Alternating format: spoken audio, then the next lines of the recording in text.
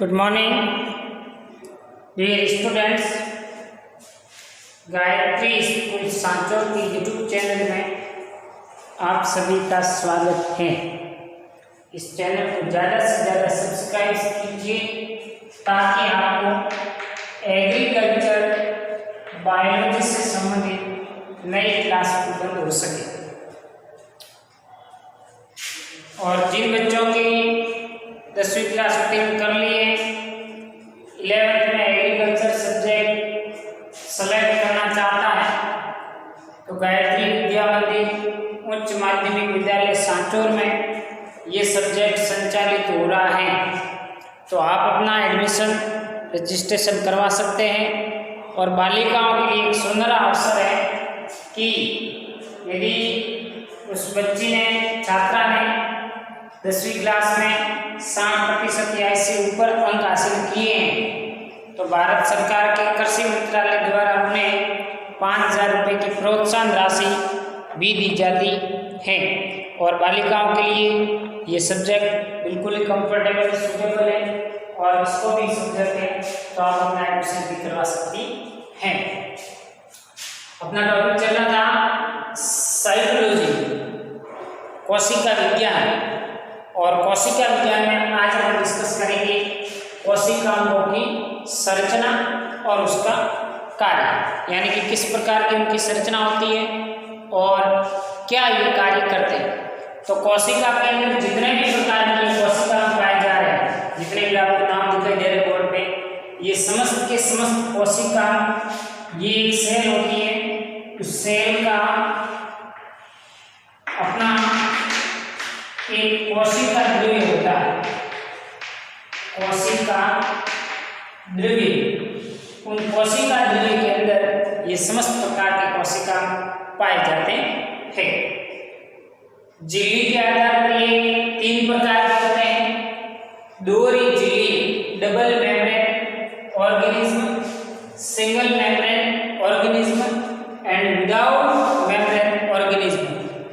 दोहरी झिल्ली युक्त कोशिका माइटोकॉन्ड्रिया, क्लोरोप्लास्ट और केंद्र में 2 झिल्लियां पाई जाती हैं। 2 झिल्लियां कैसे, ये एक झिल्ली ये और दूसरी झिल्ली ये होती है आउटर मेम्ब्रेन बाएं झिल्ली और ये इनर मेम्ब्रेन आंतरिक झिल्ली। इस प्रकार से 2 झिल्लियां पाई जाती हैं, इसलिए इसको कहते हैं डबल दोहरी झिल्ली कोशिका। गोल्जी का अंतःपर्दवी जालिका, लाइसोसोम, सूक्ष्मकाय, स्पिरोसोम, परऑक्सीसोम, ग्लाइऑक्सीसोम, माइक्रोट्यूबुल सूक्ष्म नलिकाएं जैसे कोशिकाओं में एक झिल्ली पाई जाती है, इसलिए इसको एकरी झिल्ली युक्त कोशिका की कैटेगरी के अंतर्गत रखा गया।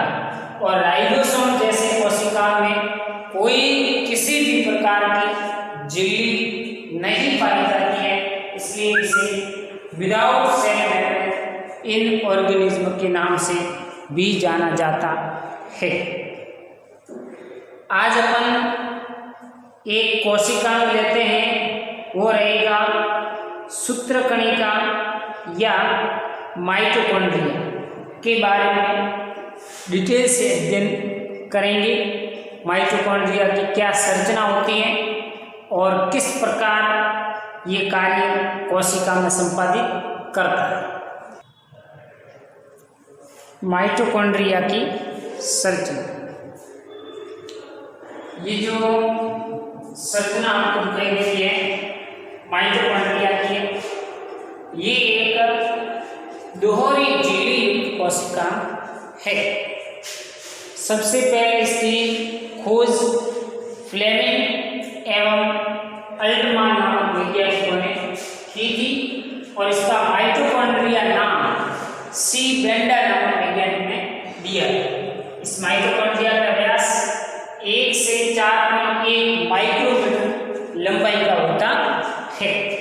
अब इनकी संरचना के बारे में हम बात करें तो ये एक झिल्ली जो आपको दिखाई दे रही है, इसको कहते हैं आउटर माइटोकॉन्ड्रियल मेम्ब्रेन, बाहरी झिल्ली जो सबसे बात कर रही है।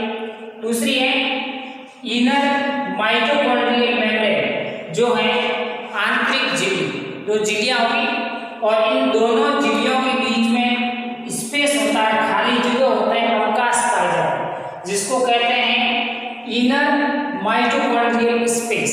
यानी कि दो झिल्लियों के बीच में जो अवकाश पाए जाते हैं उसको कहते हैं इनर माइटोकॉन्ड्रियल स्पेस। आंतरिक झिल्ली अंदर की ओर इस प्रकार से अंगुलीनुमा उभार के रूप में कर्वलित हो जाती है, परिवर्तित होती है, जिसे क्रिस्टी कहते हैं। तो ये जो आपको अंगुलीनुमा उभार जो दिखाई दे रहे हैं, आंतरिक झिल्ली इनर माइटोकॉन्ड्रियल मेम्ब्रेन जगह जगह पर अंतर्वलित होकर के अंगुलीनुमा उभार में परिवर्तित होती है, जिसे क्रिस्टी कहते हैं। क्रिस्टी के अंदर एक तरल द्रव्य पदार्थ भरा रहता है, जिसके अंदर अपना माइटोकॉन्ड्रिया की खुद अंतर्वस्तुएं पाई जाती हैं, जिसे आधात्री या मैट्रिक्स कहते हैं, जिसमें अपना डीएनए का संयम का खुद का डीएनए पाया जाता है, माइटोकॉन्ड्रिया का संयम का, और इसमें अपना खुद का राइबोसोम 70S प्रकार का पाया जाता है। ठीक है, माइटोकॉन्ड्रिया और क्लोरोप्लास्ट दोनों प्रकार के अर्ध स्वायत्तशासी कोशिकांग हैं। तो माइटोकॉन्ड्रिया भी इस कैटेगरी के अंतर्गत आता है। सेमी ऑटोनोमस ऑर्गेनिज्म यानी कि अर्ध स्वायत्तशासी कोशिकांग माइटोकॉन्ड्रिया है।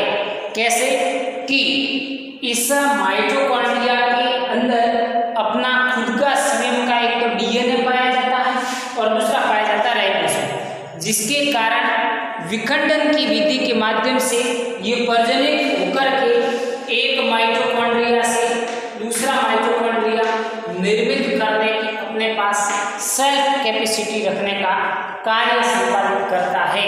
इसलिए माइटोकॉन्ड्रिया को अर्ध स्वायत्तशासी कोशिकांग भी कहते हैं। राइबोसोम पाया जाता है माइटोकॉन्ड्रिया में 70S प्रकार का। पहले भी कार्य आपको बता चुके हैं कि ये 70S प्रकार का राइबोसोम प्रोटीन संश्लेषण का कार्य संपादित करता है। दूसरी बात, ये जो क्रिस्टी है, ये अंगुलीनुमा उभार है, इसकी आंतरिक सतह पर F1 कण पाए जाते हैं, जिसको कहते हैं ऑक्सीसोम। जिस प्रकार से आपकी एक बैडमिंटन का रैकेट होता है, उसी प्रकार की एक ये संरचना होती है, जिसको कहते हैं ऑक्सीसोम कण। ये एक ऑक्सीसोम कण है। ऐसे ऐसे हजारों की संख्या में इस क्रिस्टी पर ऑक्सीसोम कण पाए जाते हैं। ये इसका भाग है आधार भाग, ठीक है, आधार, ये इसका हेड, ठीक है, और ये इसका भाग है हेडसिस आधार, और बीच वाला भाग हो गया टेल। इस प्रकार से बैडमिंटन के रैकेट के समान हजारों की संख्या में क्रिस्टी की आंतरिक सतह पर कण पाए जाते हैं, जिसे F1 F0 पार्टिकल कहते हैं या ऑक्सीसोम कण कहते हैं। ये ऑक्सीसोम एटीपी का संश्लेषण करता है, एटीपी का संश्लेषण करता है, और एटीपी का संश्लेषण करके ऊर्जा को अपने पास संग्रहित रखता है। इसलिए माइटोकॉन्ड्रिया को कोशिका का शक्ति गृह कहते हैं। माइटोकॉन्ड्रिया को कोशिका का शक्ति गृह या powerhouse of the cell के नाम से भी जाना जाता है। माइटोकॉन्ड्रिया को कोशिका का शक्ति गृह कहते हैं। क्यों कहते हैं? क्योंकि इसके क्रिस्टी की आंतरिक सतह पर ऑक्सीसोम कण पाए जाते हैं। ये ऑक्सीसोम कण एटीपी का संश्लेषण करते हैं और ये एटीपी माइटोकॉन्ड्रिया अपने पास संचित रखता है। एटीपी एक ऊर्जा का रूप है जो कोशिका की उपापचय क्रियाओं को संपादित करने में महत्वपूर्ण भूमिका निभाती है। एटीपी का पूरा नाम एडिनोसिन ट्राइफॉस्फेट है। ये एक ऊर्जा का रूप है जिसके कारण हम अपने कार्य को सफलतापूर्वक संपादित कर पाते हैं। तो दो चीजें, माइटोकॉन्ड्रिया को कोशिका का शक्ति गृह कहते हैं। क्यों कहते हैं? क्योंकि इसमें ऊर्जा एटीपी के रूप में संचित रहती है। दूसरा सबसे इंपॉर्टेंट पॉइंट है, माइटोकॉन्ड्रिया को अर्ध स्वायत्त शासी कोशिका कहते हैं। क्यों? क्योंकि इसमें अपना स्वयं का डीएनए और राइबोसोम पाया जाता है और विखंडन की विधि के माध्यम से ये अपने आप स्वतः जनन की क्षमता इसमें देखने को मिलती है। सेल्फ ऑटोनॉमस यानी कि स्वतः जनन की क्रिया के माध्यम से ये अपने समान नए माइटोकॉन्ड्रिया को निर्मित करने की कैपेसिटी अपने पास रखता है, इसलिए इसे सेमी ऑटोनॉमस इन ऑर्गेनिज्म के नाम से जाना जाता है। तो ये टोटल पूरी थी माइटोकॉन्ड्रिया की संरचना और इसके दो कार्य। दूसरा एक कार्य इसका है, फोटोफॉस्फोरिलेशन की क्रिया को भी संपादित करता है। और फोटोफॉस्फोरिलेशन की क्रिया में क्या होता है कि ये एटीपी को संश्लेषित करने से संबंधित कार्य करता है। माइटोकॉन्ड्रिया प्रत्येक कोशिकाओं में अलग अलग पाया जाता है। ये उसकी फिजियोलॉजी पर निर्भर करता है। माइटोकॉन्ड्रिया का आकृति गोलाकार हो सकती है, अंडाकार हो सकती है, छड़ाकार हो सकती है। अलग अलग कोशिकाओं में अलग अलग प्रकार की होती है, जिसका व्यास 1.1 से 4.1 माइक्रोमीटर लंबा और 0.2 से 1 माइक्रोमीटर व्यास तक का हो सकता है। ये एक दोहरी जलीय कोशिकांग है।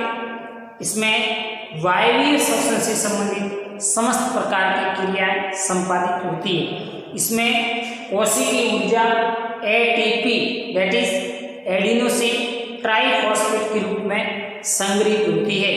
इस कारण माइटोकॉन्ड्रिया को कोशिका का शक्ति गृह भी कहते हैं।